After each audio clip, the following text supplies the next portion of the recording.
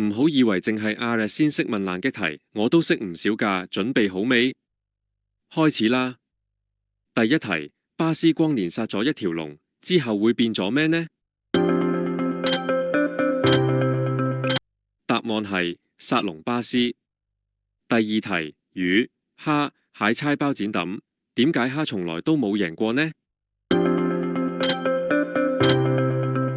答案係 Halloween。第三題，魚冇腳，蟹冇翼，蝦冇咩呢？答案係蝦冇太郎。第四題，一年12個月入面，點解12月最嬲5月呢？答案係12月就係最嬲尾嘅一個月。第五題，有一個爸爸姓 Q，佢有兩個仔，大仔叫 Q 左，細仔叫 Q 右。Q 爸爸有一間大屋，留俾佢兩個仔左 Q 同埋右 Q 一齊住。但係好快右 Q 就冇得住搬走啦，點解呢？答案係左 Q 住晒。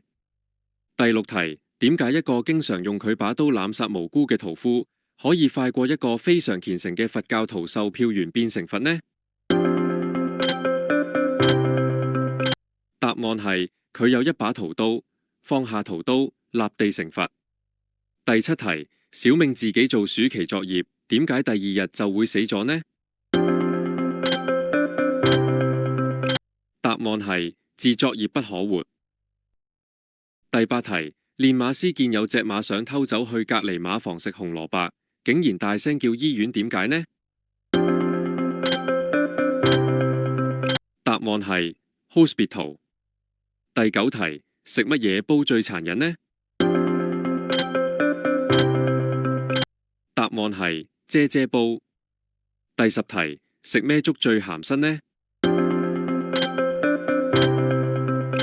答案係及第粥。點啊？係咪我問嗰啲勁啲呢？